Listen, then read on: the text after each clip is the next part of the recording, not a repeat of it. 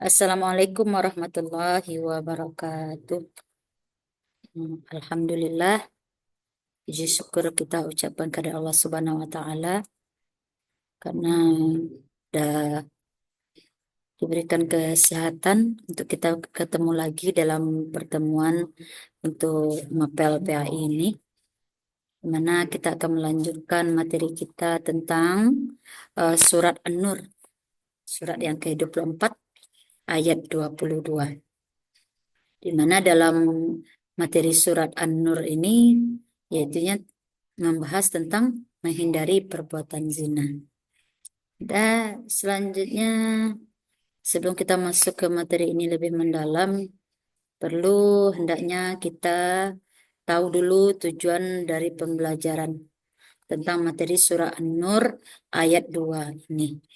Yang pertama yaitunya tujuan pembelajaran dari mempelajari surah An-Nur ini yaitunya peserta didik diharapkan dapat membaca ayat Al-Quran surah An-Nur ayat 2 dengan tartil dan hadis tentang menjauhi perbuatan zina. Terus peserta didik mampu menghafal dengan fasih dan lancar ayat An-Nur ayat 2 An-Nur ini dan hadis tentang menjauhi perbuatan zina. Itu. Yang ketiga, tujuan dari pembelajaran surah An-Nur ini yaitunya peserta didik mampu menyebutkan asbabun nuzul surat Al-Isra. Oh, salah ini ya. Maaf, ini ada kesalahan sedikit dalam apa ini. Ini asbabun nuzul peserta didik mampu menyebutkan pengertian asbabun nuzul dari surah An-Nur ini ya. Nah, ini ada kesalahan sedikit dalam tujuan pembelajarannya. Dan selanjutnya, peserta didik dapat menentukan hukum bacaan tajwid dari surat An-Nur ayat 2. Nah, jadi kita dengan kita mempelajari surah An-Nur ini, kita disuruh agar dapat menentukan hukum tajwid dari surat An-Nur tersebut. Terus, tujuan pembelajaran selanjutnya dengan mempelajari surah An-Nur ini, peserta didik dapat menjelaskan isi kandungan Al-Quran, surat An-Nur ayat 2 dan hadis tentang menjauhi perbuatan zina. Nah, kita masuk kepada dalil atau ayat dan surat yang membahas tentang larangan perbuatan zina. Sebagaimana dijelaskan dalam surat An-Nur ayat 2 yang berbunyi A'udzu billahi minasyaitonir rajim.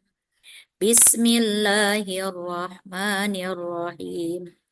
Az-zaniyatu waz-zani fajlidu kulla wahidim minhuma mi'ata jaldah wa la ta'khuzkum bihima ra'fatun fi dinillah in kuntum tu'minuna billah wal yawmil akhir wal yashhad azabahuma ta'ifatum minal mu'minin. Di mana dijelaskan artinya yaitunya pezina perempuan dan pezina laki-laki deralah masing-masing keduanya 100 kali dan janganlah rasa belas kasihan kepada keduanya mencegah kamu untuk menjalankan agama atau hukum Allah jika kamu beriman kepada Allah di hari kemudian dan hendaklah pelaksana hukuman mereka disaksikan oleh sebagian orang-orang yang beriman. Dijelaskan dalam surat An-Nur ayat 2 ini. Selanjutnya kita pelajari tentang hadis riwayat Abu Daud yang melarang perbuatan zina. Di mana dalam hadis ini dijelaskan bahwasanya Abu Hurairah berkata Rasulullah Shallallahu Alaihi Wasallam bersabda, jika seorang laki-laki berzina maka keimanan yang ada pada dirinya keluar seperti awan. Jika telah selesai maka keimanan tersebut kembali kepadanya. Itu hadis riwayat Abu Daud yang berkaitan tentang larangan berbuat zina. Hukum tajwid. Jadi dalam surat An-Nur ini kita disuruh untuk bisa mempelajari hukum tajwid yang ada.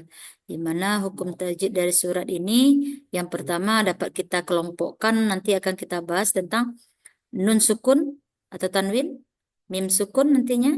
Terus nanti ada istilah nama khokholah. Nah, nanti akan kita bahas satu persatu. Yang mana hukum tajwid untuk yang pertama yaitu tentang nun sukun atau tanwin. Di mana nun sukun atau tanwin itu dapat kita bagi menjadi 5, yaitu yang pertama ikfa. Apa itu ikfa? Ikfa itu apabila nun mati atau tanwin bertemu dengan huruf yang 15. Nah, dapat kita lihat apa itu huruf-hurufnya: tas, sa, jim, dal, zal, zai, sin, shin, sod, dot, tozo, fa, koka. Itu huruf-huruf yang ada di dalam ikfa. Sedangkan untuk izhar, apabila nun mati atau tanwin bertemu dengan huruf yang 6. Apa saja huruf yang 6 itu? Ha, kho, ain, ghain, ha. Itu huruf izhar. Sedangkan untuk idgham bigunnah, apabila nun mati atau tanwin bertemu dengan huruf yang 4, ya, waw, mim, nun, atau mim, nun, waw, ya. Nah, itu idgham bigunnah. Sedangkan idgham bila gunnah ini adalah apabila nun sukun atau nun mati bertemu atau tanwin bertemu dengan huruf yang 2, yaitunya hurufnya ro dan lam. Dan yang terakhir untuk nun sukun yang termasuk dalam nun sukun yaitunya iklab. Apa itu iklab? Apabila nun mati atau tanwin bertemu dengan huruf ba. Jadi hukumnya adalah iklab. Lanjut untuk membahas tentang mim sukun. Apa itu mim sukun? Mim sukun ini dibagi atas 3 kelompok juga. Yang pertama tentang ikfa safawi, izhar safawi, dan idgham mimi atau diistilahkan dengan mutamasilen. Apa itu ikfa safawi? Ikfa safawi apabila mim mati bertemu dengan huruf ba. Nah, jadi sesuatu apabila kita temukan huruf mim bertemu dengan huruf ba dinamakan dengan ikfa safawi. Terus untuk mim sukun yang selanjutnya yaitunya izhar safawi. Apa itu izhar safawi? Apabila mim mati atau tanwin bertemu dengan huruf selain huruf mim dan ba. Terus untuk mim sukun yang terakhir yaitunya idgham mimi. Idgham mimi itu apabila mim mati bertemu dengan huruf yang mim. Itu dikatakan sebagai idgham mimi. Selanjutnya rukun tajwid berikutnya akan kita bahas yaitunya tentang gunnah. Gunnah itu apa? Dengung. Dibagi atas 2 yaitunya mim yang bertasdid dan nun yang bertasdid. Jadi itu dengung. Jadi dengungnya itu kita bisa lihat nantinya yaitunya gunnah, mim yang bertasdid dan nun yang bertasdid. Terus yang keempat rukun tajwid yang keempat yaitu kokolah. Kokolah itu di hurufnya bisa kita hafalkan dengan mudah, yaitunya baju di toko. Nah, itu bisa kita ingat dengan mudah, baju di toko. Apa itu kokolah? Kokolah itu memantulkan bacaan. Nah, apa itu kokolah? Kokolah itu terbagi atas kokolah kubro dan kokolah sugro. Apa itu kokolah sugro? Yaitu apabila berada di tengah-tengah kalimat. Sedangkan kokolah kubro berada di akhir. Nah, kokolah di akhir kalimat. Kokolah sugro itu berada di tengah-tengah kalimat. Sedangkan kokolah kubro itu berada di akhir kalimat. Lanjut, rukun tajwid yang selanjutnya itu alif lam. Alif lam itu terbagi atas 2, alif lam samsiyah dan alif lam komariyah. Apa itu alif lam samsiyah? Alif lam samsiyah yaitunya alif lamnya tidak dibaca karena ada tasdid. Jadi kalau alif lam komariyah, alif lamnya dibaca.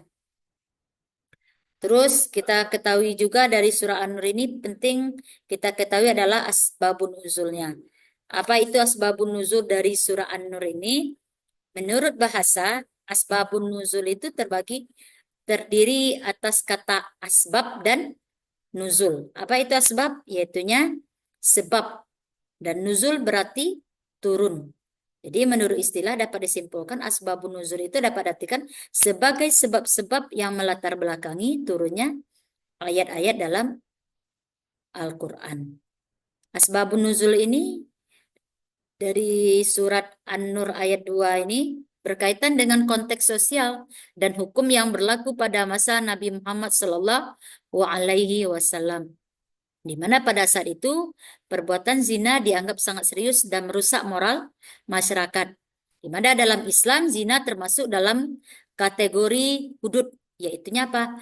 Hudud itu hukuman yang ditetapkan oleh Allah dan tidak dapat diampuni oleh manusia. Itu asbabun nuzul dari surat An-Nur ayat 2. Selanjutnya, isi kandungan ayat dan hadis dari surah An-Nur dan hadis riwayat dari Abu Daud. Yang pertama, isi kandungan surah An-Nur itu pertama Allah tegas dalam menghukum seseorang yang berbuat zina.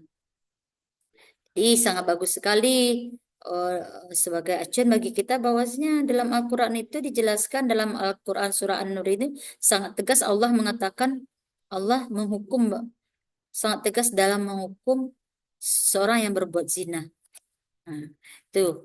Yang kedua, isi kandungan yang kedua yaitu menurut Ibnu Katsir, yaitu yang menyatakan bahwa ayat tersebut menjelaskan hukuman bagi pelaku zina ghairu musan 100 cambukan dan diasingkan. Pelaku zina musan dirajam. Jadi isi kandungan dari surah An-Nur ayat 2 ini menurut Ibnu Katsir, orang yang melakukan zina ghairu musan didera 100 cambukan dan diasingkan. Sedangkan pelaku zina musan dirajam. Nah, lanjut untuk isi kandungan berikutnya. Nomor 3, menurut Buya Hamka, hukuman bagi pelaku zina harus dilakukan. Nah, sedangkan yang keempat, dalam pelaksanaan hukum zina disaksikan oleh minimal 4 orang. Itu isi kandungan dari surah An-Nur ayat 2. Lanjut untuk hadis riwayat Abu Dawud, dikatakan di sini perbuatan zina dapat menghilangkan keimanan dari diri seseorang yang beriman. Hal ini karena zina termasuk dalam perbuatan dosa. Next, kita dapat menyimpulkan materi kita pada kesempatan hari ini tentang surat An-Nur itu ya. Jadi kesimpulannya yaitu Allah Subhanahu wa taala sangat mengharamkan umat Islam melakukan perbuatan zina. Hal ini karena pelaku tersebut memiliki banyak kerugian dan tidak ada manfaatnya. Maka dari itu wajib bagi kita semua untuk menjauhi perbuatan tersebut dengan meningkatkan keimanan dan ketakwaan kita dan mampu kita memilih pergaulan dan lingkungan yang bermanfaat bagi diri kita, bagi lingkungan sekitar kita. Mungkin itu saja pemaparan materi kita pada kesempatan ini. Marilah kita tutup dengan membaca hamdalah. Alhamdulillahirabbil alamin.